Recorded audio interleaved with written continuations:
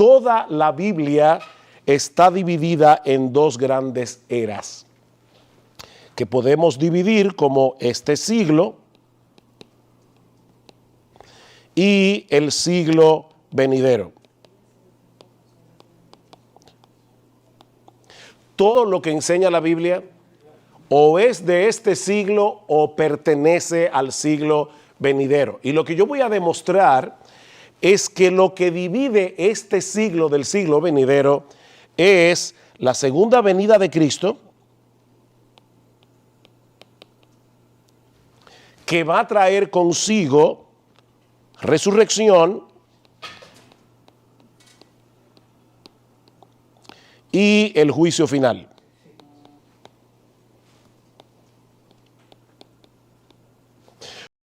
Nosotros tenemos que tener amor cristiano a la hora de debatir estos temas y espero en el Señor, y es una de las cosas que he orado antes de dar esta clase, que el Señor me dé la gentileza que debe caracterizar, el amor de Cristo que debe caracterizar a un verdadero creyente a la hora de discutir estos temas. Seguimos entonces viendo esto de la enseñanza impartida por nuestro hermano Sugiel Michelet.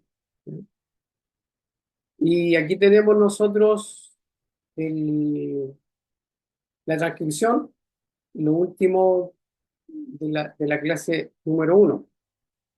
Y aquí es que me gustaría que viéramos algunos de los pasajes que él menciona, que lee más bien, lee lo justo y preciso, no desarrolla ningún pasaje, no se dedica a analizar uno por uno en su contexto, no hace nada de eso, ¿no? Y aquí rapidito para que ustedes vean, antes, ¿se ve bien la pantalla o la agrando un poquito? ¿Cómo está ahí?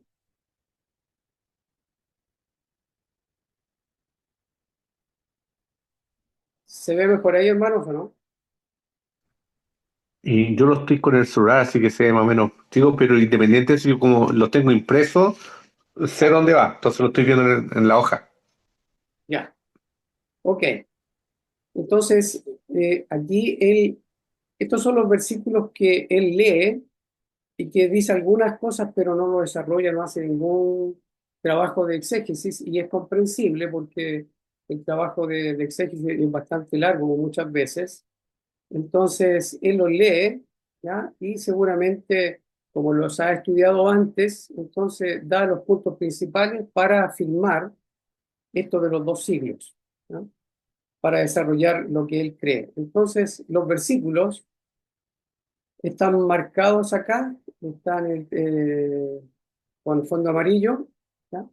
Mateo 12:32, Lucas 18:30, Marcos 10:30, Lucas 16:8, Lucas 20:34 al 36,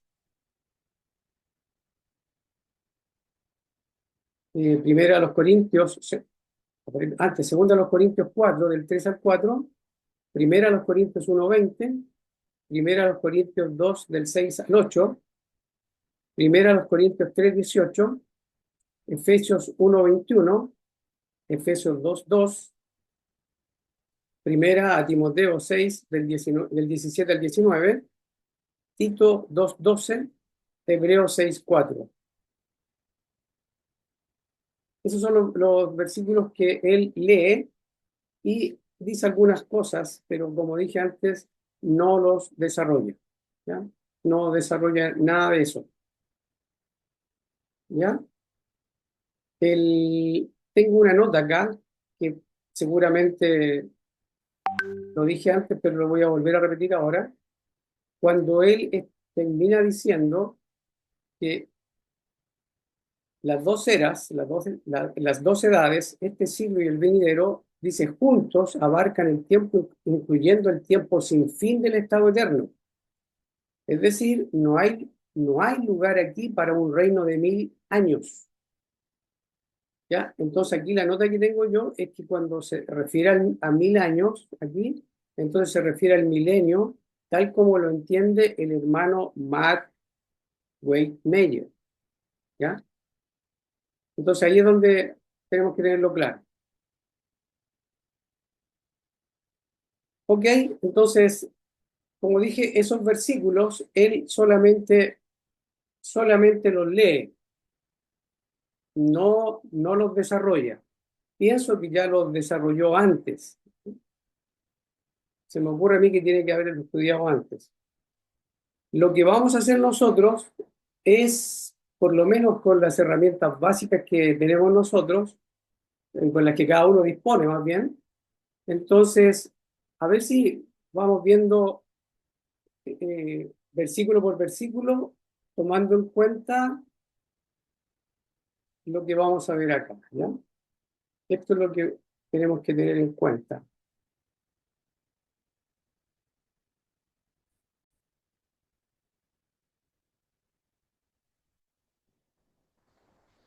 ¿Se acuerdan que ustedes están viendo ahí mi pantalla, el PowerPoint? Lo que quiero que tengamos en cuenta aquí es eso, ¿ya? Herramientas de hermenéutica básica. Hermenéutica básica. Entonces, ahí tenemos que lo primero que vamos a hacer nosotros, vamos a ayudarnos entre todos a revisar el texto en su contexto. De cada uno de los versículos que él nos dio, vamos a analizar texto en su contexto. Vamos a ver el autor, el que escribe, o en algunos casos uno tiene que ver quiénes están interactuando, quién le habla y a quién. También vamos a ver los destinatarios. Y aquí una de las cosas bien importantes es ver la relevancia de los que escuchan, de la audiencia.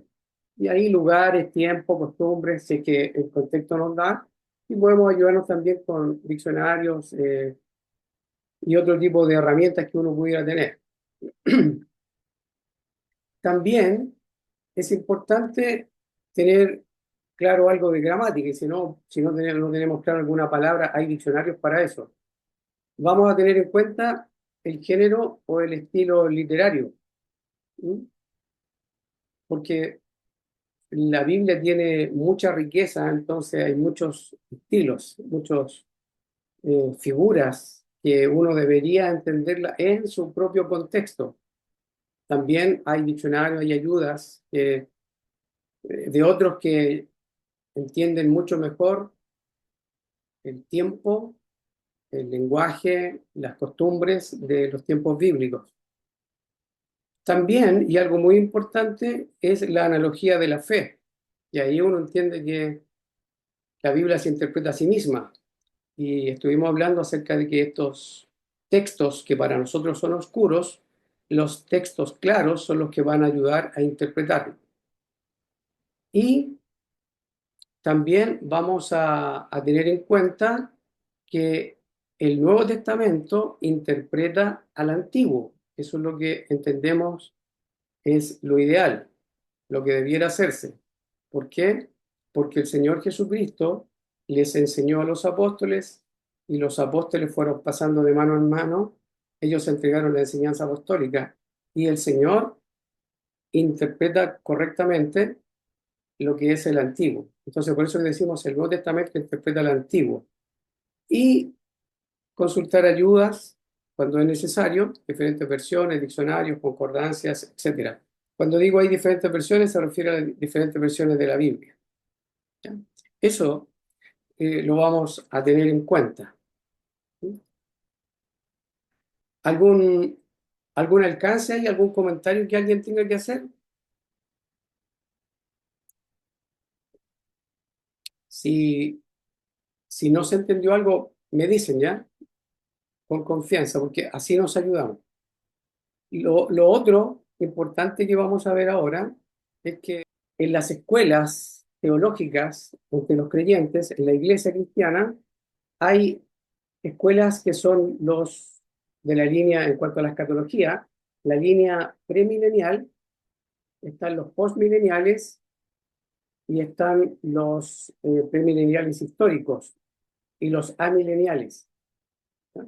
Entonces, por lo menos tenemos 4 grupos ahí: la escuela dispensacionalista, que son premileniales; los amileniales, que es el hermano Sufiel Michelén y muchos otros; los postmileniales, que también es una escuela más o menos grande, y está también la escuela que son los premileniales históricos. ¿Sí? Ellos, todos ellos creen que la segunda venida está en el futuro nuestro. Todos ellos creen que la segunda venida está en el futuro nuestro. Para algunos, el milenio ya está, para los amilenialistas y seguramente para algunos postmileniales, el milenio está efectuándose ahora en la Tierra, ya comenzó. Pero todos ellos son, con la segunda venida del Señor Jesucristo, todos están en un futuro nuestro. Entonces, si viéramos nosotros, vemos la línea de tiempo y la venida del Señor, la mayoría estaría en lo que se conocería como este siglo, ¿ya? Y como la segunda venida separa este siglo del siglo venidero, según lo que estamos viendo acá en los dos siglos, entonces los que estarían después de la segunda venida son llamados preteristas, o sea que todo ya está cumplido, porque el Señor ya vino, ¿ya? Entonces, eso es bien importante tenerlo en cuenta. La mayoría de los hermanos que nosotros conocemos, por lo menos que yo conozco, todos ellos son futuristas en cuanto a que esperan la segunda venida. Lo estoy repitiendo para ver si todos vamos en línea, ¿ya? Y los menos, y son considerados muchas veces como herejes, son los que creen que el Señor Jesucristo ya vino, ¿ya? Y que está todo cumplido. ¿Alguna duda con respecto a esta escuela? Se complica un poco, pero si uno tiene en mente la segunda venida para la mayoría de los creyentes está en un futuro nuestro, para la mayoría, teniendo en mente la segunda venida, según la entienden ellos, entonces ellos la esperan. Para un grupo muy pequeño, que muchos grupos los consideran herejes, entonces estaría mirando la segunda venida, ya pasó, ya fue, ya se cumplió, el Señor cumplió todo. ¿Mm? Ahí, Están los dos hermano grandes. Guillermo, Adelante, hermano. perdón, ahí, porque no alcancé a notar bien la definición que indicó de preteristas. Ahí quedé como, Preteristas, los preteristas son los que creen que la segunda venida ya ocurrió y que todo fue cumplido. Ya no hay nada que se cumpla según lo que está escrito.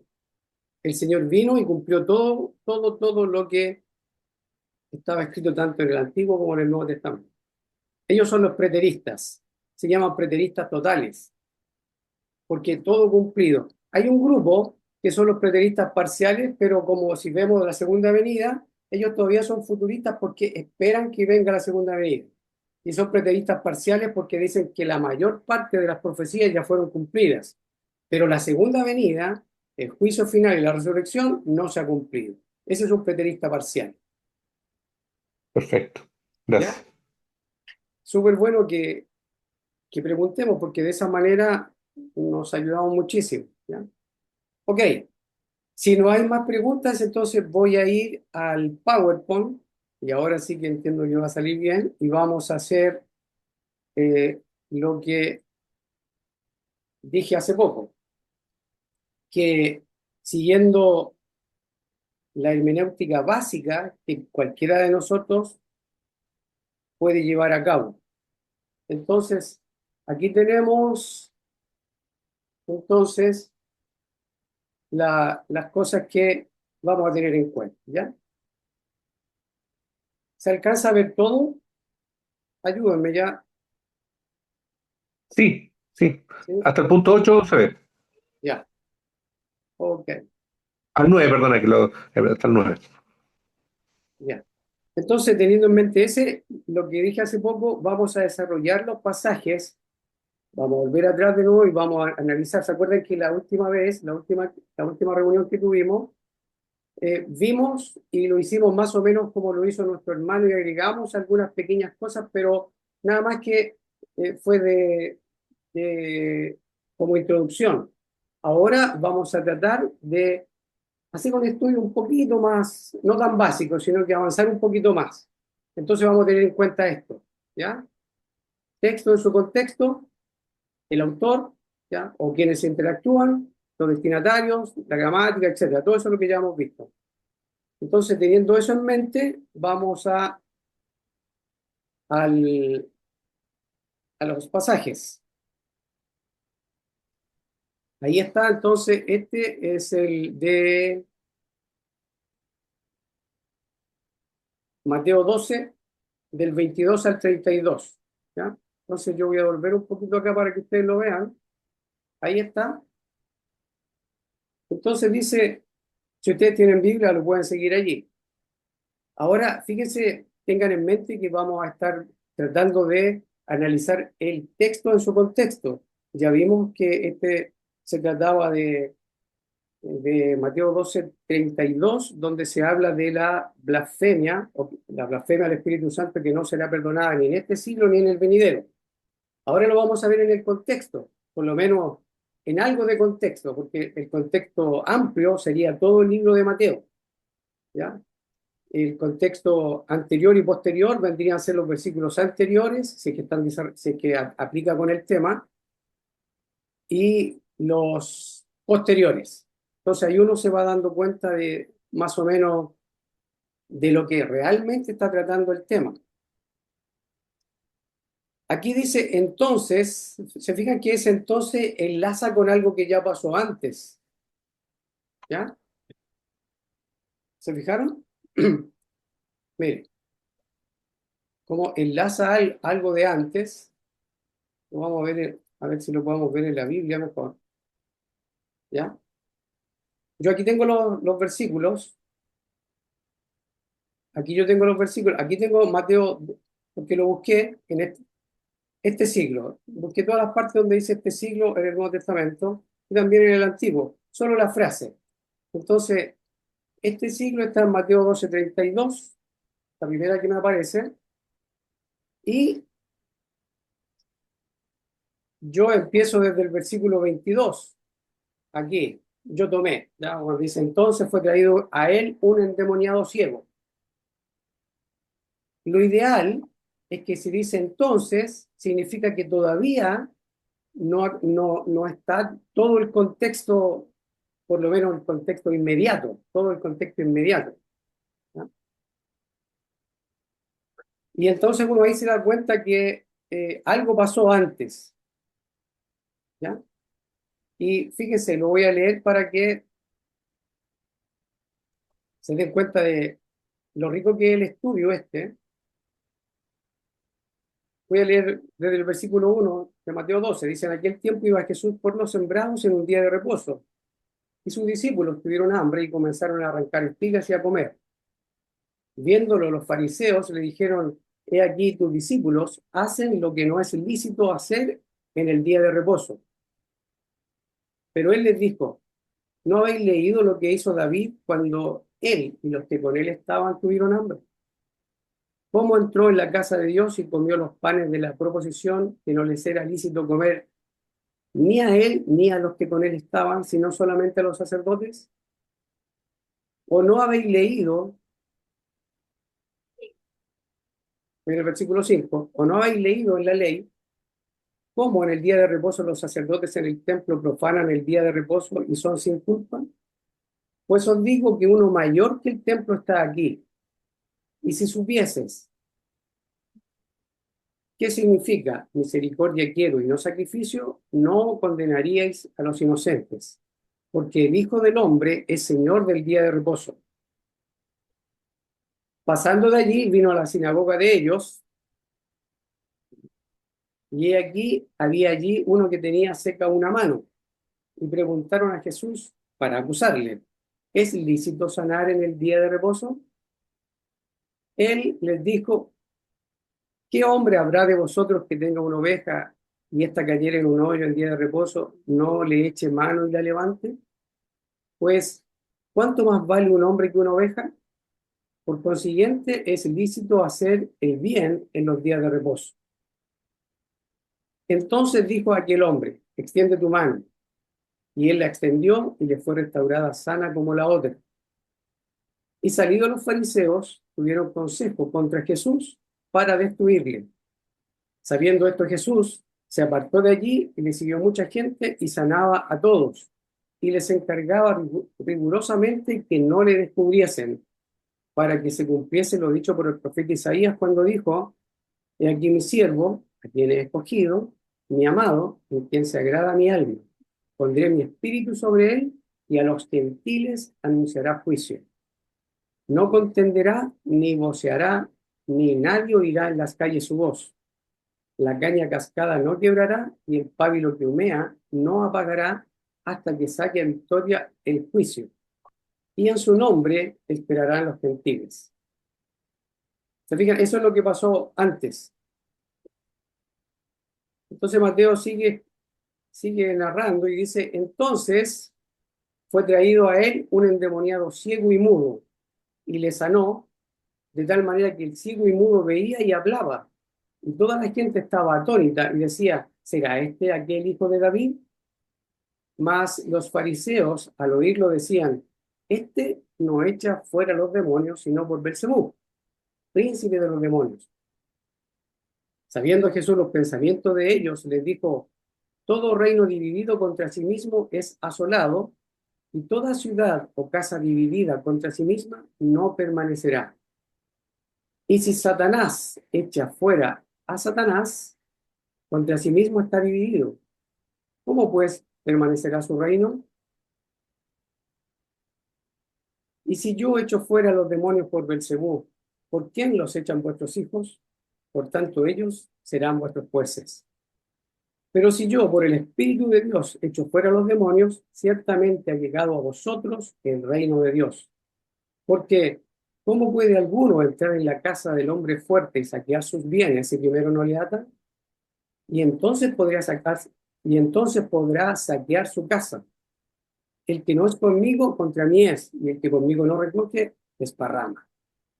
Por tanto os digo, todo pecado y blasfemia será perdonado a los hombres, mas la blasfemia contra el Espíritu no le será perdonada.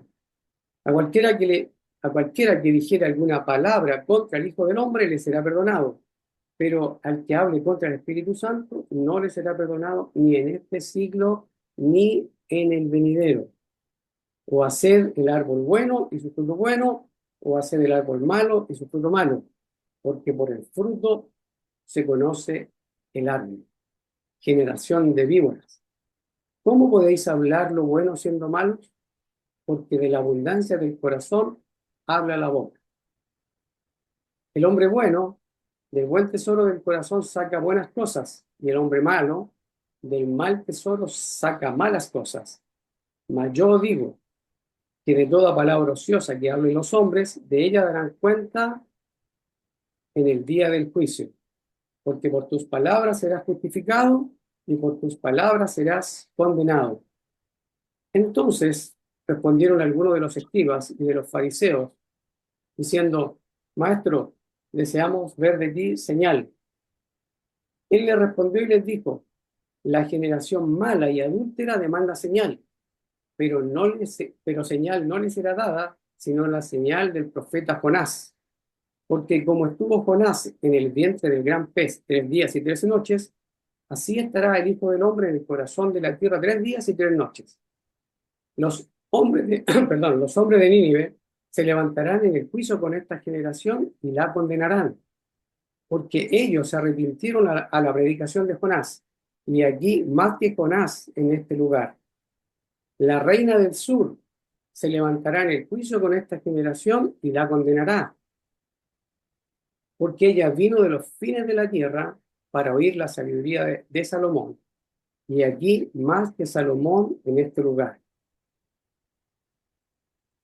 Cuando el espíritu inmundo sale del hombre, anda por lugares secos, buscando reposo y no lo halla. Entonces dice: volveré a mi casa de donde salí. Y cuando llega, la halla desocupada, barrida y adornada.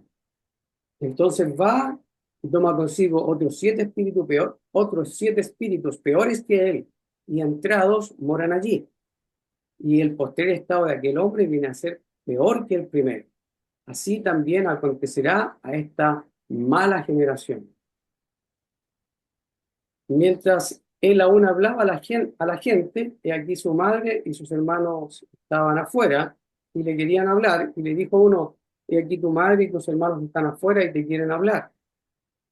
Respondiendo él al que le decía esto, dijo, ¿quién es mi madre y quiénes son mis hermanos? Y extendiendo su mano hacia sus discípulos, dijo, he aquí mi madre y mis hermanos, porque todo aquel que hace la voluntad de mi Padre, porque todo aquel que hace la voluntad de mi Padre que está en los cielos, ese es mi hermano, mi hermana y madre. Después en el capítulo 13, aquel día salió, ahí ya cambia, ¿se fijan? Aquel día salió Jesús de la casa y se sentó junto al mar. Se fijaron que aquí está todo. Capítulo 12 empieza más o menos desde el versículo 22, ¿ya? Pero termina, el contexto más estrecho, termina aquí al final del capítulo 12 de Mateo. ¿Se dieron cuenta de eso, cierto? Aquí me gustaría que interactuaran. ¿Se dieron cuenta de dónde más o menos comienza el tema, de dónde arranca? ¿Ya? Él está sanando. Y entonces ahí uno puede ver quiénes son los que están participando. Por eso que, entonces, el PowerPoint. ¿Sí? Vamos. ¿Se fijan? Entonces, algunas de las cosas importantes que uno ve acá. Si tenemos que ver, si tenemos que encontrar acá el texto, el hermano Sugiel ya nos dio que es el Mateo 12:32. Entonces, nuestra tarea es ver texto, analizamos el texto, lo hicimos la semana pasada, así muy rápido, ¿ya? Y vimos que lo que pasaba en este siglo y en el venidero. Entonces vimos que en el venidero no se perdonaba a aquel que blasfemara contra el Espíritu Santo. Entonces nuestra tarea ahora, viendo el contexto, es seguir haciéndonos preguntas, porque ¿qué pregunta podría uno hacerse? ¿Ya? Eh, el, este siglo, este siglo, ¿a qué se refiere cuando dice este siglo? Y ahora uno tiene que ver en el contexto. ¿Y cómo podría uno analizarlo en el contexto? Viendo quiénes participan y en el tiempo, si hay detalles en la escritura que te dicen quiénes son los que participan y entonces uno ahí los puede ubicar en el tiempo y ver, relacionar, ¿ya? Eh, Pensar si realmente la interpretación que se nos da es la misma que nosotros estamos entendiendo, pero basándonos también nosotros en las escrituras y si es que realmente coincidimos con nuestro hermano Sugel o no. Entonces, teniendo en mente todo aquello, entonces fíjense, aquí cuando dice, entonces fue traído a él, ¿quién es él ahí?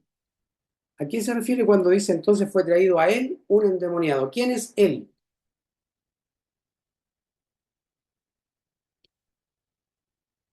Jesús, Es el Señor, ¿cierto? Gracias, Rod. sí.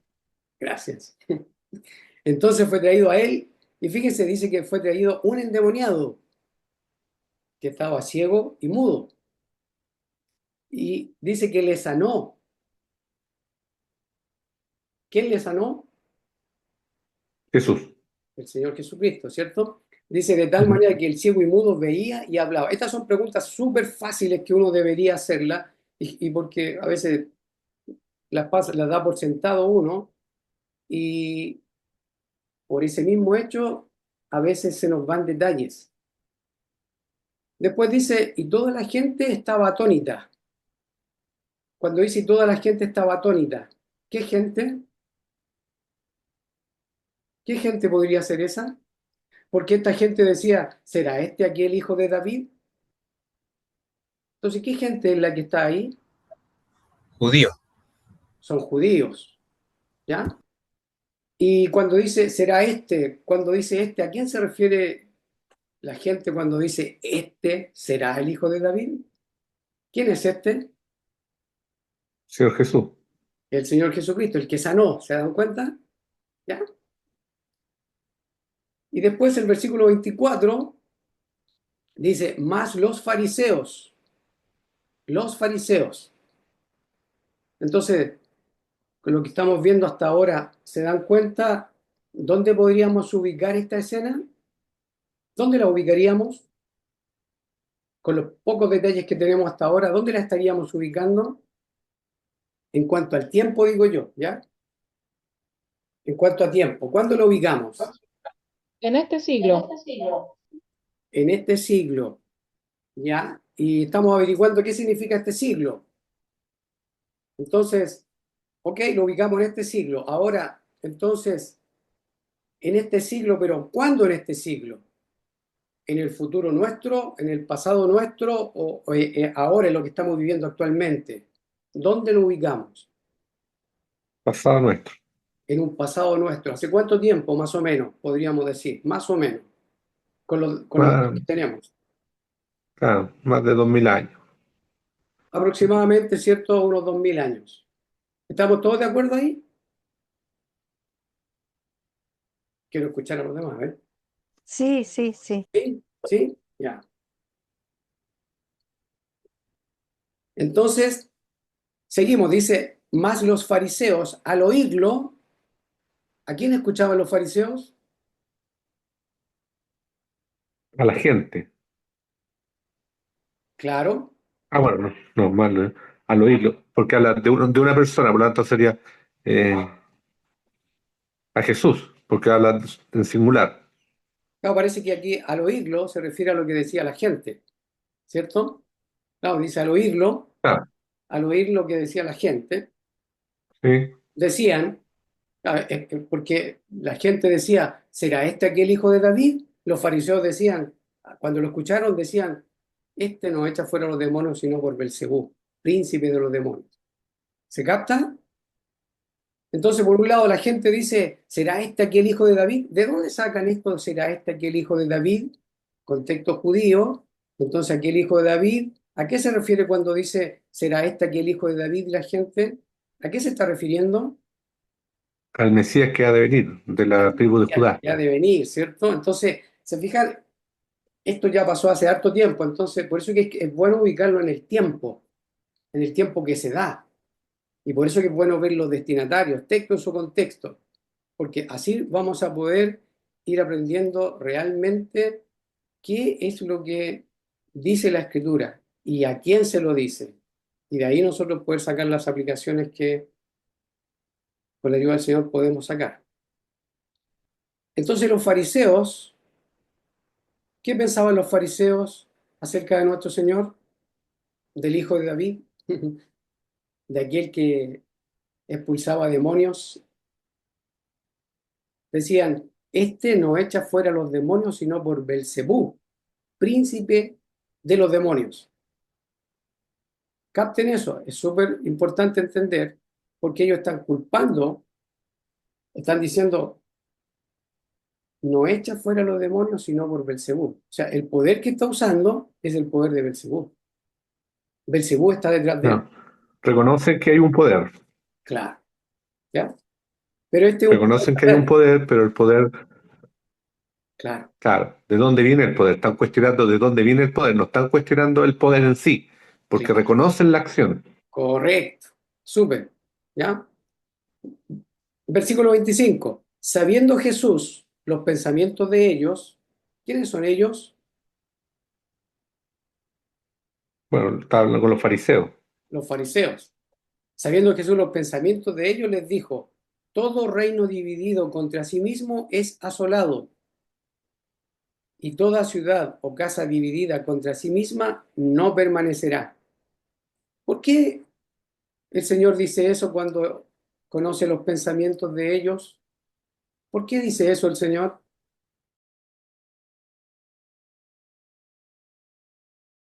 El versículo 26 nos ayuda a entender por qué lo dice. Dice, Y si Satanás echa fuera a Satanás, contra sí mismo está dividido. ¿Cómo pues permanecerá su reino? ¿Se capta? Si los fariseos están diciendo, este echa fuera los demonios por Belcebú, príncipe de los demonios, entonces el Señor le dice, oye, ¿cómo Satanás va a echar fuera a Satanás? Significaría que toda eh, la casa está dividida. Entonces, si está dividida, no va a permanecer. No va a permanecer, porque se están peleando entre ellos. entre ellos mismos. Claro. ¿Se fijan? Súper bueno entenderlo. Porque, recordemos, los fariseos dicen que el Señor lo hace por el poder de los demonios, por Ah, Belcebú, príncipe de los demonios, por Belcebú. y entienden que estaba el hombre endemoniado. Por lo tanto, Correcto. digamos, un sirviente de Satanás echando demonios de un hombre. Claro. Adelante, Andrew.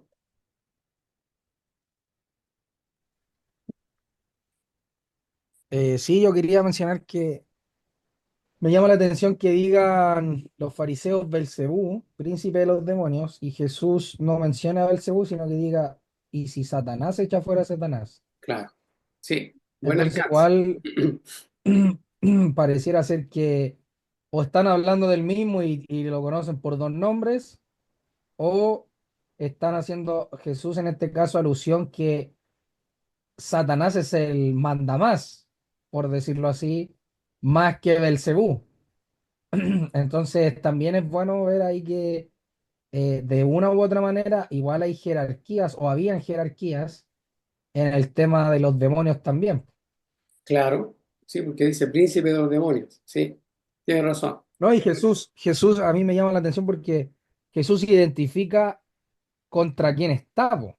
En este sentido, contra quién va a estar esa casa dividida. En este caso, dice, y si Satanás echa fuera a Satanás, o sea, Sí, está diciendo que Belcebú es de Satanás o que Belcebú es Satanás. Está haciendo claro, correcto.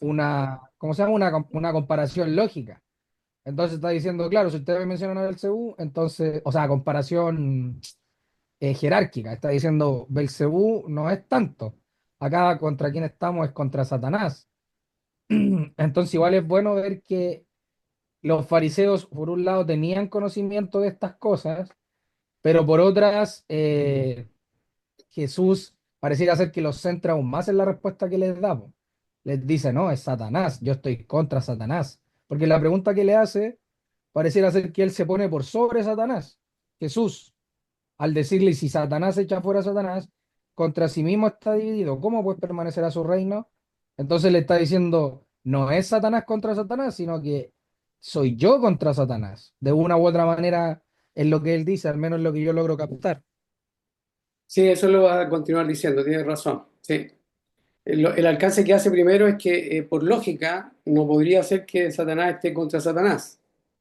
No podría, es lógica. Eso es lo que les hace ver el Señor. Y lo que dices tú es correcto. ¿Ya? ¿Se fijan entonces? Ahí vamos teniendo un poco más de contexto y vamos siguiendo el hilo hasta llegar al texto que nos dieron, ¿ya? Que nos dijeron, entonces en base a este texto pasa esto y esto otro. ¿Es correcto? Eso es lo que tenemos que ver. Después entonces dice, y si yo echo fuera los demonios por Belcebú, ¿por quién los echan vuestros hijos? Por tanto, ellos serán vuestros jueces. ¿Ya? Entonces, aquí es lo que decía Andrés, y si yo echo fuera los demonios por Belcebú, ¿por quién los echan vuestros hijos? Ahí de nuevo está lo mismo que había mencionado Andrés, que el Señor está diciendo que no puede ser, que tiene que ser un poder superior. Esa es la idea que se deja centrada allí. Y el versículo 28 dice, pero si yo, ahí está el pero, porque primero les hace pensar con las preguntas que les hizo, les hace pensar, y ahora le dice, pero si yo por el Espíritu de Dios echo fuera los demonios, ciertamente ha llegado a vosotros el reino de Dios. Hermano Guillermo, perdón que Dime. lo interrumpa, pero chequeé un poco ahí en el versículo anterior, en el 27, ¿de acuerdo? Porque dice, y si yo echo fuera los demonios, por Belcebú, ¿no es cierto? Y hace una pregunta, y le hace una pregunta, entiendo, a los fariseos, Correcto, sí. porque le dice, ¿por quién los echan vuestros hijos?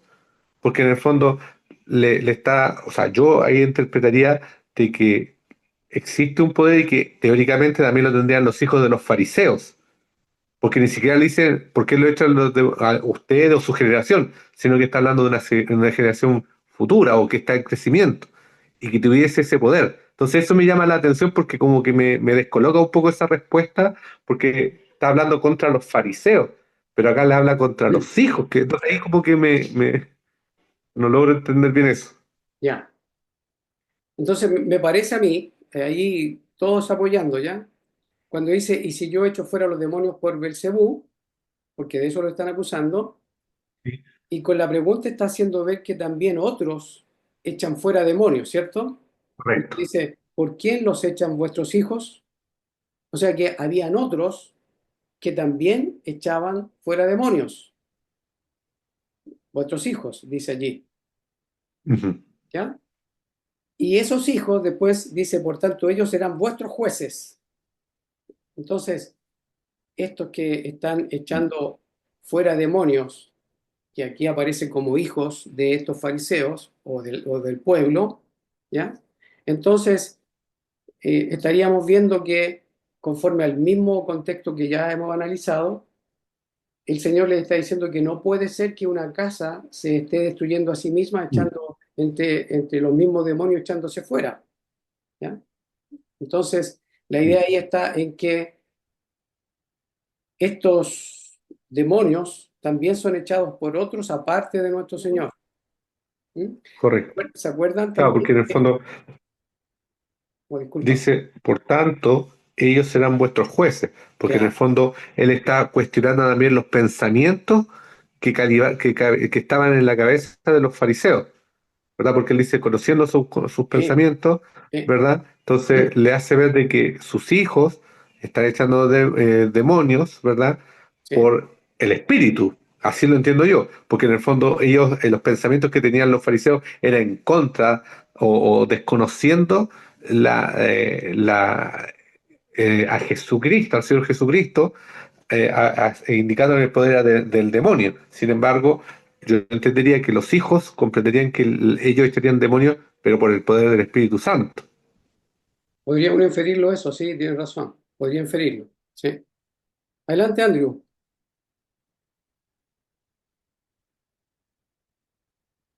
No te escuchamos, hermano. El tema, el tema de que sea esta autoridad del Señor por sobre la de Belcebú y la de Satanás mismo, que entendemos que es el mayor de ellos, que es el padre de mentira, etcétera, como lo dice en otros pasajes en Mateo. Entonces, cuando acá dice, pero si yo por el Espíritu de Dios echo fuera a los demonios, ciertamente ha llegado a vosotros el reino de Dios. Eso que les dice, ¿será nuevo para ellos? Será una pregunta que podremos hacerle al texto. Que el reino de Dios llegue en su tiempo, porque le dice, ha llegado a vosotros, no dice, les llegará a ustedes, o llegará en un próximo milenio, o Sí. en una próxima era, sino que les dice a vosotros el reino de Dios. Entonces estaba buscando pasajes que sean concordantes, que uno diga, oye, Correcto. antes en el Antiguo Testamento estaba dicho que con la venida del Mesías venía el reino de Dios. Y por ejemplo, en Isaías 61, Sí, de hecho, cuando el Señor Jesucristo dice, el Espíritu de Dios está sobre mí por cuanto me ha ungido, etcétera, que es lo que lee en la sinagoga con los fariseos, pareciera ser que ahí también lo está diciendo, porque después les dice, este es el año de perdón agradable al Señor. claro, Entonces ahí les dice que Él vino a vendar a los quebrantados de corazón, a publicar libertad a los cautivos y a los presos apertura de la cárcel. claro. Entonces, en ese sentido, Juan el Bautista, y con esto termino, cuando pregunta, oye, ¿eres tú el que habría de venir o será otro? Entonces los discípulos cuando le preguntan al Señor Jesucristo, el Señor Jesucristo les dice, oye, díganle a Juan el Bautista lo que están viendo, qué es lo que sucede, qué es lo que pasa, que son sanadas la gente y que se manifiesta lo que él ya había dicho respecto a esto mismo, a Isaías 61, que lo leyó en la sinagoga antes de todas estas cosas que pasaron en el tiempo de Juan el Bautista previo a que él fuera encarcelado. Entonces, igual es interesante ver que el Señor, antes de que sucediera este milagro del mudo y antes de que manifestaran estas cosas, él ya le había dicho a los fariseos, en su cara, por decirlo así, que él era el Mesías y que él venía a cumplir esto mismo, a hacer todo esto. Entonces el poder venía de Dios mismo. Claro. Eso quería mencionar. Gracias, Andrew. Ahora, ¿qué es lo que hizo Andrés ahora? ¿Qué herramienta de la correcta exégesis, o sea, de la hermenéutica, fue la que llevó a cabo Andrés? ¿Hizo texto en su contexto? ¿Qué fue lo que hizo? ¿Vio destinatarios? ¿Vio quiénes hablaban entre ellos? ¿Qué fue lo que hizo? ¿Qué herramienta usó? Usó lo que se conoce como la analogía de la fe. Analogía de la fe. Claro. ¿Se fijan? Significa que uno puede hacer para sacar realmente lo que el texto dice, para extraer de la Biblia lo que la Biblia dice, entonces usan estas distintas Y herramientas. claro, y el Nuevo Nosotros, Testamento interpreta el Antiguo, porque correcto, también usó eso mismo, claro. Sí. Entonces, súper bueno. Lo que nosotros estábamos haciendo es texto en su contexto. ¿Se fijan? Eso estábamos haciendo nosotros, texto en su contexto. Pero hay algunos que más adelantados, ¿cierto? Entonces, como ya conocen bien, entonces se adelantan y toman y arman impecable, lo hacen bien. Entonces van sacando correctas deducciones. Nosotros estamos, lo que yo estoy procurando hacer, que aprendamos todos a usar las herramientas básicas, texto en su contexto, y es lo que estamos haciendo. Texto en su contexto, ¿ya? hermano Guillermo, disculpe Bueno, que si hago súper otra bien. pregunta, pero Ya, disculpa. acá todo esto está transcurriendo, a mi entender, en un día de reposo, ¿verdad? Porque este capítulo 12 parte que indica que está en un día de reposo y empieza a juzgarlo porque él hace actividades, ¿verdad? El día de reposo. Entonces, ¿ese día de reposo tiene alguna injerencia respecto a por qué se está manifestando esta actividad? O porque por algo, entiendo yo, se menciona. Entonces no logro, digamos, amarrar el día de reposo en sí como una actividad respecto a todo lo que se está mostrando acá. Y estoy incorrecto, por favor, Sí. pero No, buena pregunta, porque así nos ayudamos entre todos. ¿Es correcto lo que dice Rodrigo? Entonces uno va a la Biblia y ve si está relacionado o no. ¿Qué versículo leíste tú? en el 1, 12:1. 12:1. Claro, yo leí completo el 12, ¿se fijan? Claro, ¿Ya? Dice que iba por los sembrados en un día de reposo, ¿ya? Y ahí lo habla, ¿no es cierto? Y después seguimos, claro. vamos a ver si sigue siendo el día de reposo o no.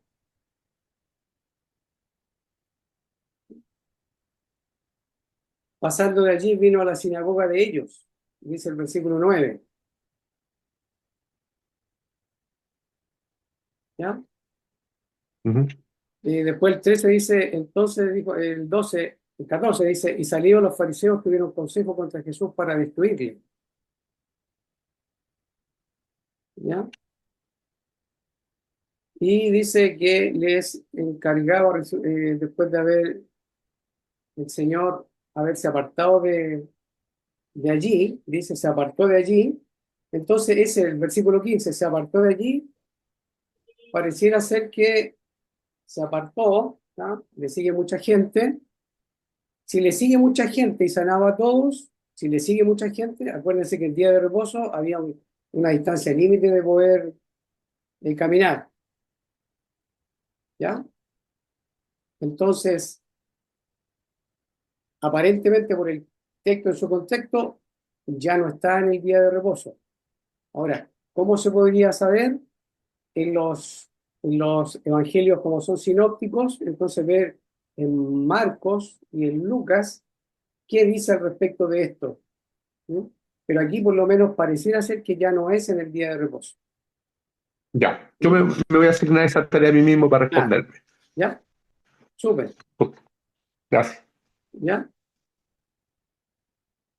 Entonces volvemos a acá lo que tenemos.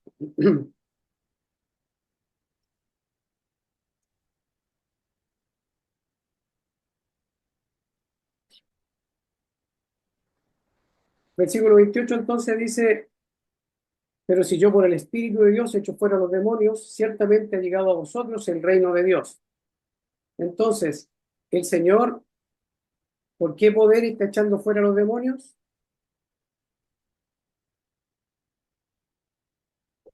¿Por qué poder el Señor está echando fuera a los demonios? Por el del espíritu. Claro, ¿ya? Él le dice, pero si yo, antes ya le había dicho que una casa dividida no puede permanecer en pie. Entonces ahora les dice, pero si yo por el Espíritu de Dios echo fuera a los demonios, ¿ya? Lo está poniendo así como si yo, para que lo está haciendo pensar. Si yo por el Espíritu de Dios echo fuera a los demonios, entonces lo que ha pasado es que ha llegado a vosotros el reino de Dios. Y eso, todo esto que estamos viendo nos da contexto, el contexto nos está dando también el tiempo. ¿Se fijan? Ya dijimos ya en los tiempos, estos son los tiempos del Señor Jesucristo. Y allá, en ese tiempo entonces, llegó a vosotros el reino de Dios. Ha llegado a vosotros el reino de Dios. Y lo que decía Andrea hace poco, era, oye, entonces, si ha llegado a vosotros, Andrés nos sugería, nos decía, oye, entonces ellos sabían que tenía que llegar un reino, el reino de Dios tenía que venir a ellos, ¿ya? Y claro, en el Antiguo Testamento, y ahí está lo que conocemos como la analogía de la fe o las profecías que se cumplen en el Nuevo Testamento, entonces aquí vemos que aquí se estaría cumpliendo que llega a ellos.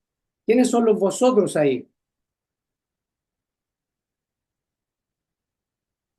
Fariseos. Los fariseos, ¿cierto? La misma gente que está ahí, los fariseos, porque el reino de Dios viene a ellos. ¿Ok? Entonces, fíjense, ciertamente ha llegado a vosotros el reino de Dios. Todo esto lo vamos a tener en cuenta para cuando hagamos el esquema, ¿ya?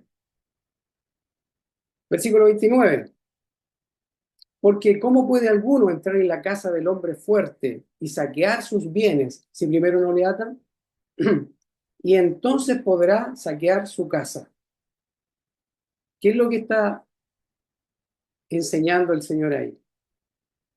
¿Qué es lo que le está demostrando? ¿Qué les está diciendo? ¿Qué preguntas? Se fijen cómo el Señor los hace pensar. ¿Por qué? ¿A raíz de qué? El versículo 29. Dice, porque Porque en el fondo lo que está diciendo es que ¿ya? él para echar a los demonios, eh, él primero los ata, él es más fuerte que los demonios, entonces los puede echar, Ya, tiene poder sobre ellos. correcto. Se fijan, entonces primero una casa dividida no puede permanecer estable, firme, se derrumba, se cae. Y ahora él está diciendo, ¿cómo puede alguno entrar en la casa del hombre fuerte? Y está relacionado como por el hecho de, si yo por el Espíritu de Dios, ¿se fijan? El poder detrás del Señor o el poder que está actuando en el Señor Jesucristo es el Espíritu de Dios que echa fuera a los demonios. Entonces el Espíritu de Dios, operando en el Señor, actuando en el Señor, es muestra de que ha llegado a ellos el reino de Dios. Y entonces de nuevo podríamos decir, eh, oye, ¿y dónde podríamos comprobar eso que si viene el Espíritu de Dios significa que el reino de Dios vino? Y ahí uno tendría que ir al Antiguo Testamento y ver, claro, si dijo que iba a enviar su Espíritu y que el ungido iba a ser lleno del Espíritu, y ahí vamos a ver hartas cosas. ¿Se fijan? Entonces ha llegado a vosotros el reino de Dios. Ahí vamos a lo que es la analogía de la fe, vamos a ver lo que dice el Antiguo Testamento. Adelante, Brian. Eh, ¿Saben? ¿Se me escucha? Sí, se te escucha bien. Es que cuando habla de ha llegado a vosotros el reino de Dios y después dice, porque ¿cómo puede alguno entrar en la casa del hombre fuerte y saquear sus bienes si primero no le ata? Correcto. Eso me recuerda a Apocalipsis 20 cuando Satanás es atado por 1000 años, cuando comienza Sí, el milenio. sí. Entonces no sé si de eso Sí, lo ven, o sea, eso también, eso ayuda, ¿cierto? Porque textos claros nos ayudan a interpretar textos que para nosotros son más oscuros, son menos claros. Y lo que tú dices es correcto. Allá también en Apocalipsis 20 se habla de la atadura de Satanás. Entonces, súper bueno que hagamos esos alcances, ¿te fijas? Y entonces acá, y lo Mm. que también mencionó Andrés, es que eh, el Señor, por el poder mayor que hay en él, entonces tiene que atar a Satanás para poder saquear sus bienes. Y aquí el hombre fuerte sería una figura de quién. ¿Cómo puede alguno entrar en la casa del hombre fuerte? ¿Quién sería en esto? ¿Cómo puede alguno entrar en la casa del hombre fuerte y saquear sus bienes si primero no le ata? Cuando dice en la casa del hombre fuerte, ¿a quién se estaría refiriendo allí o a quién estaría aludiendo el Señor? a Satanás, Tendría que ser a Satanás, ¿cierto? ¿Ya? porque anteriormente ya estaba hablando del, Correcto, del- de lo que le había dicho a los fariseos. ¿cierto? ¿Ya? Teniendo todo eso en mente, seguimos. Si hay alguien más que quiera comentar, adelante, ¿ya? Entonces, en el versículo 30 el Señor dice, el que no es conmigo, el que no es conmigo, contra mí es. Y el que conmigo no recoge, desparrama. Cuando dice el que, el que no es conmigo. Cuando dice el que, ¿a quién se estaría refiriendo acá? ¿O a quién estaría aludiendo? Con confianza, ¿ya? A Satanás, porque lo estaría indicando que es su enemigo. ¿Ya? ¿Sí? ¿Quién A más? los que son a los vosotros. ¿Ya? ¿Quiénes serían los vosotros? A los Dice, que le habló a los fariseos. Serían los fariseos, sería la gente que estaba allí, ¿cierto? ¿Ya? El que. Entonces, ahí cualquiera de los que está ahí escuchándole. Y cuando dice contra mí, ese mí, ya sabemos que es el Señor, ¿cierto? Digo, Contra mí. disculpe, ahí en el 30 lo que está haciendo es generar bandos, literalmente, porque está diciendo hay unos que son conmigo y otros que están contra mí. Entonces, uno podría entender que si estaba hablando de echar fuera a Satanás, entonces el que no es conmigo, automáticamente está diciendo es de Satanás. En cambio, el que es conmigo está claramente estableciendo que es aquel hombre fuerte que viene hablando en la analogía que hace, o en la parábola corta, si es que uno lo quiere decir, es lo que ha venido haciendo. Entonces, igual es interesante porque los fariseos le estaban diciendo, tú echas fuera a los demonios por Belcebú.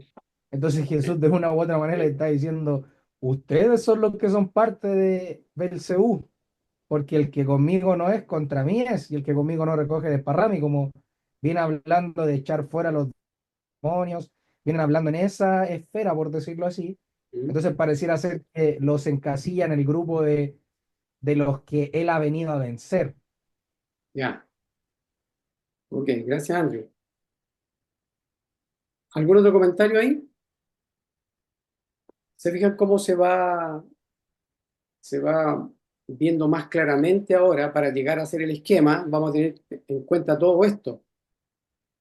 Entonces, versículo no, 30. por- Adelante. porque anteriormente ya le ha dicho, por ejemplo, de que él sería el Mesías. Ya. Por lo tanto, si no están con él, no están con el prometido, con el que que viene a cumplir, digamos, esta profecía, ¿verdad? Entonces le está diciendo, si tú no estás conmigo, porque, ojo, le dice, el reino de Dios ha llegado, o sea, le está diciendo que está presente, que está en ese momento, Sí, es ¿verdad? contrario. Y ahora le está diciendo, si tú no estás conmigo, o sea, eres ya sea del enemigo, le está diciendo de una. Término medio. Entonces es como, claro, o sea, no, No hay término medio ahí. O se no, está no, con o sea, y bueno, ese pensamiento a mí me ha costado mucho de repente ser como Jesús, porque él es radical, o sea, aquí no hay, no hay a medias tintas. Claro, Entonces, eso es como bien de él. él discierne que hay gente que está en contra de él, pues él sabe que hay gente que está en contra de él, entre ellos están los fariseos. El que no es conmigo, contra mí Correcto, es. Y el que conmigo no recoge, desparrama. Súper claro, o sea, había que estar con el Señor ahí. ¿Mm? Esa correcto. era la idea, porque, adelante, Andrew. Sí, consulta. eh, ¿Qué hace la diferencia para en este caso, los que lo escuchan a Jesús versus otros que ya ha tenido el pueblo de Israel, otros profetas que ha tenido el pueblo de Israel, que han dicho que vienen de parte de Dios, que también han hecho milagros, por ejemplo, Elías que resucitó Sí, a un niño, a la mujer de Sarepta, sí. de Sidón, en este caso también distinto a lo que hizo Eliseo, por ejemplo. Podríamos preguntarnos, ellos lo verán como, por ejemplo, a Jeremías, el mismo profeta, vemos que él también hablaba en nombre de Dios y también fue puesto en la cárcel, fue tratado de una manera, podríamos decir, muy similar a esta, de que tuvo mucha contrariedad del pueblo. Entonces, podemos de una u otra manera dilucidar cuál es la diferencia del Señor con el resto de los profetas hasta este momento de la historia, hasta lo que llevamos acá sabiendo de él, sin obviamente contar la resurrección y todo el tema. Estoy hablando a lo que poniéndome un poco en el lugar de los judíos de ese entonces. No sé Sí, si me doy a entender. pienso que el versículo 28 ya nos está respondiendo, porque se dice que ciertamente ha llegado a vosotros el reino de Dios, entonces los Mm, judíos tendrían que ir a verificar en las escrituras si era así o no, qué es lo que iba a hacer el Mesías. Y entonces ahí van a llegar a los profetas en Isaías y se van a dar cuenta que, claro, el prometido, el Mesías, el Cristo, iba a hacer este tipo de cosas. Iba a tener el Espíritu de Dios, iba a dar libertad a los presos. Entonces, ellos tenían que recurrir a las escrituras. Me parece que el versículo 28 nos ayuda a responder lo que tú dices. Bueno, basándonos en el texto en su contexto, porque obviamente que hay muchos otros versículos. ¿Ya? Sí, sí, era en el texto, en el mismo texto. Correcto. Esa es Sí. la idea. Ok. Entonces el Señor dice, el que no es conmigo contra mí es, y el que conmigo no recoge desparrama. Por tanto, por tanto os digo, todo pecado y blasfemia será perdonado a los hombres. Fíjense. Por tanto os digo, fíjense ese por tanto, todo pecado y blasfemia será perdonado a los hombres, mas la blasfemia contra el Espíritu no les será perdonada. Entonces, eh, ¿por qué dice por tanto? Aquí es cuando dice aquí por tanto. Ese por tanto, ¿qué es lo que está haciendo allí? Como en consecuencia, Ya, lo que viene es una consecuencia de lo anterior. correcto. ¿Ya? Entonces, claro, si hay fariseos que están diciendo que está echando los demonios por el poder de Belcebú, ya él está haciendo esos milagros, esa sanidad y está expulsando demonios, lo hace por el poder de Belcebú. Entonces, con razón que el Señor después tiene que decir, yo lo hago por el Espíritu de Dios, y si yo lo hago por el Espíritu de Dios, entonces llegó a vosotros el reino.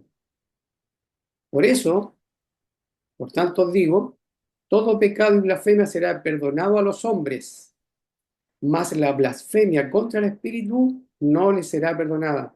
¿Por qué dice, se refiere a la blasfemia contra el Espíritu no le será perdonada? Perdón, me adelanté. Primero, todo pecado y blasfemia será perdonado a los hombres. Todo pecado y blasfemia. Cuando dice todo pecado y blasfemia, ¿a quién se estaría refiriendo? Se fijan que en el versículo 31 se excluye la blasfemia contra el Espíritu. ¿Ya? mm, Se excluye. hacia él. Entonces estaría claro. Todo pecado, incluso que hablen mal contra él, que digan Claro, mal o sea, contra él. lo crucificaron, No, y aparte que aquí en el texto, en su contexto, ¿quiénes estaban hablando mal contra él? los fariseos. Los fariseos. Entonces, en el contexto, los fariseos están diciendo, este echa fuera los demonios por Belcebú, príncipe de los demonios. Se fijan, Yo, están atribuyéndole a él un poder que él no tiene. El poder de él es infinitamente superior y es del Espíritu Santo. Entonces, con razón que ahora dice, oye, contra mí, el Señor dice, contra mí todo pecado será perdonado. O sea, es que lo hace que para mí el 28, el 28 es clave contra, porque primero le están diciendo a ellos que él era un enviado de Satanás. Y él Claro, empieza a hablarle y al final le está diciendo, oye, yo soy el Mesías prometido. Y sí. dado eso, ¿verdad? Dado eso, ¿verdad? Ya le cambia la posición que él tiene, ahora incluso está indicando que se van a perdonar pecados. O sea, él puede perdonar pecados porque él lo está definiendo. Sí, podría uno implicarlo ahí, sí, podría implicarlo, aunque no está claro, ¿ya? Porque dice todo pecado. Sabemos que el Señor perdonaba pecado, sí, perfectamente podría ser, uno lo podría implicar, ¿ya? Pero debemos entender que no está explícito, ¿cierto? Correcto. Sí, de acuerdo. Ok. Y después dice, más la blasfemia contra el Espíritu no le será perdonada. ¿Por qué la blasfemia contra el Espíritu no le será perdonada? Porque fíjense que si hablan en contra del Señor, y todo pecado, pero blasfemar contra el Espíritu no le será perdonado. ¿Se fijan? Es que para blasfemar contra el Espíritu, entonces podríamos entender que sería no creer en Cristo. El que Claro, no cree en Cristo está blasfemando contra el Espíritu porque está atribuyéndole un poder sí, inferior o ningún poder a Cristo. Entonces está como, bueno, aquí no se menciona, me estaría saliendo del texto, pero en Primera de Juan cuando habla del implica, testimonio, sí, claro, dice que en el cielo da testimonio el Espíritu, el Padre y el Hijo, y en la tierra da el Espíritu, dice la sangre y el agua. Entonces se estaría yendo en contra del testimonio divino, se estaría atribuyendo a Satanás algo que es de Dios. Y para ello no se podría creer, no debería ser creyente el que hace eso. sí, Sería un no creyente el que blasfema contra el Espíritu. correcto. Entonces va por ahí, ¿se fijan? Y aquí uno ve cómo el Espíritu es exaltado, ¿sí? Porque todo pecado es perdonado, pero contra el Espíritu no le será perdonado. O sea, blasfemar contra el Espíritu no le será perdonada. Esa blasfemia no va a ser perdonada. ¿A quién no le va a ser perdonada? Lo vemos acá. Dice, a cualquiera que dijera alguna palabra contra el Hijo del Hombre, le será perdonado, pero al que hable contra el Espíritu Santo, no le será perdonado ni en este siglo ni en el venidero. Ahí está, ¿se fijan? Ni en este siglo ni en el venidero. ¿Ya? Ahí tenemos todo entonces el contexto. Si analizamos el versículo 32, a cualquiera, ese cualquiera, ¿quiénes serían esos cualquiera que aparecen ahí? Ese a cualquiera. ¿A quién se estaría dirigiendo? ¿Quién es el Y yo lo cualquiera? veo ahí en ¿Sí? en el contexto, para mí le sigue hablando a los fariseos. Correcto. A la gente que está ahí, ¿cierto? Entre ellos están los fariseos. Claro. Correcto. Adelante, Andrew. tengo una consulta. Cuando dice todo pecado y blasfemia será perdonado a los hombres, más la blasfemia contra el Espíritu Santo no les será perdonada. A cualquiera que dijera alguna palabra contra el Hijo del Hombre le será perdonado, pero al que hable contra el Espíritu Santo no le será perdonado, ni en este siglo ni en el venidero. ¿Por qué introducir al Espíritu Santo acá cuando ellos no estaban hablando del Espíritu Santo, los fariseos? Los fariseos venían hablándole a él, diciendo que él. Sí, Entonces pareciera ser que él es el que introduce un nuevo concepto, por decirlo así, o algo nuevo en la conversación. Es Jesús, no son ellos. No sé si me explico a lo que quiero llegar. pero fíjate que el versículo 28 dice, pero si yo por el Espíritu de Dios, y Correcto. ellos están diciendo, lo hace por el Espíritu de Belcebú, o sea, por Belcebú, no lo ¿Mm? hace por el Espíritu. Entonces, está bien, están dirigiéndose al Señor, pero están atribuyendo al Espíritu de Dios le están atribuyendo que es el mismo prácticamente Belcebú, porque ¿por qué me echan los demonios? Ellos dicen por Belcebú, y el Señor dice es por el Espíritu. Entonces, están hablando mal contra el Espíritu, también. Eso me parece a mí, no sé si alguno tiene una, una comprensión diferente. Ya, pero por eso, entonces, si decimos que la blasfemia contra el Espíritu Santo es no creer y no les será perdonada, entonces en Efesios, por ejemplo, dice que nosotros fuimos elegidos desde antes de la fundación del mundo, pero en el debido tiempo fuimos llamados del reino de las tinieblas al reino de su amado Hijo. Entonces, por ejemplo, en el caso puntual de ellos, de Pedro, por ejemplo, del apóstol Pedro, que estaba ahí en ese tiempo y que está, o el mismo Mateo, que ¿Ya? está escribiendo este evangelio. Ellos antes también blasfemaron contra el Espíritu, ¿o no? Al no creer. Y después fueron perdonados, porque creyeron. Entonces, ¿cómo entender eso de más la blasfemia contra el Espíritu no les será perdonada? Ese no les será perdonada es condicionado a que crean o a que dejen de blasfemar, porque ¿cómo lo vamos a conjugar con el hecho de que Él efectivamente haya perdonado a los que blasfemaron contra el Espíritu? A mí me parece que cuando habló Ismael se refería a que hacía la aplicación. Pero aquí, claro, el texto es correcto lo que tú dices tú hablando, está directamente dirigido a quienes blasfeman contra el Espíritu. Y esa blasfemia es decir, es hablar. ¿Mm? Claro, claro, esa era mi duda, porque Claro, acá en el texto debiésemos entender que derechamente y concisamente está diciéndole a los fariseos que en esa época, y ni siquiera a todos los fariseos, sino que a los fariseos que estaban ahí, que ellos habían blasfemado contra el Espíritu Santo y después dice a cualquiera, o sea, lo deja como precedente lo que aconteció, para que cualquiera que diga lo mismo, entonces sepa que no les será perdonado, ni en correcto. este siglo ni en el entero. Sí. Ok, Claro, Pero, pero, disculpen, adelante. ahí yo, no, sin ánimo de contradecir, pero Oh, para dale. mí los fariseos nunca se refieren al Espíritu, ¿de acuerdo? Siempre hablan contra Jesús, según lo que yo leo, ¿de acuerdo? Y es Jesús desde el 28 en adelante en donde él incorpora el concepto del Espíritu por quien realiza esa actividad, ¿verdad? Sí, Entonces, él dice luego, basado en que él está definiendo de que él es el Mesías prometido, sí, según el 28, después le está diciendo, oye, a mí como hombre me pueden decir, hacer lo que quieran, pero ojo, al Espíritu Santo, ¿verdad? No se le puede blasfemar y no va a ser perdonado nunca. Por lo tanto, a mi entender, le está explicando y diciendo algo que, a mi juicio, ellos no lo habían visualizado.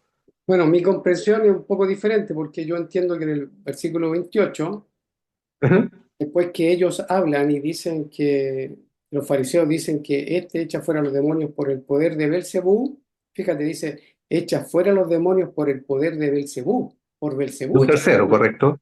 Claro, pero el Señor le dice, yo lo hago por el Espíritu. Correcto. Entonces ellos están atribuyendo el poder que controla o que impulsa o que dirige al Señor es Belcebú Nueve, y realmente es el Espíritu de Dios. Entonces el Señor les correcto. está diciendo, y por eso que los lleva a las Escrituras, porque ellos son fariseos, son judíos, deberían conocer.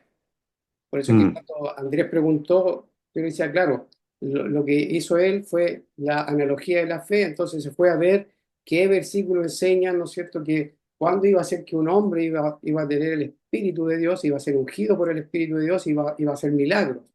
Y estaba escrito. Entonces, aquí ellos están atribuyendo al poder que controla, que dirige no, al Señor Jesús, entonces un poder demoníaco. Y están hablando mal entonces contra el Espíritu, no solo contra el Señor, correcto. también contra el Espíritu. Claro. ¿Ya? Sí, de acuerdo. Ok.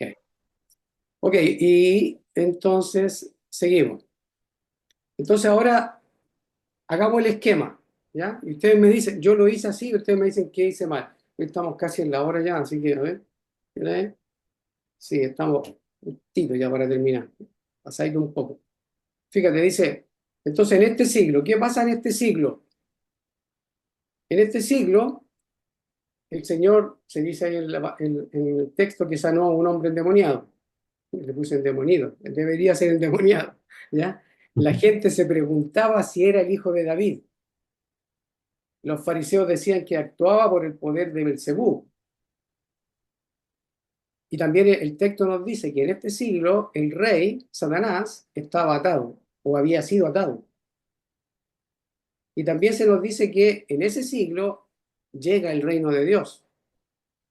Y también se nos dice que en ese siglo hay perdón de todo pecado, excepto la blasfemia contra el Espíritu Santo.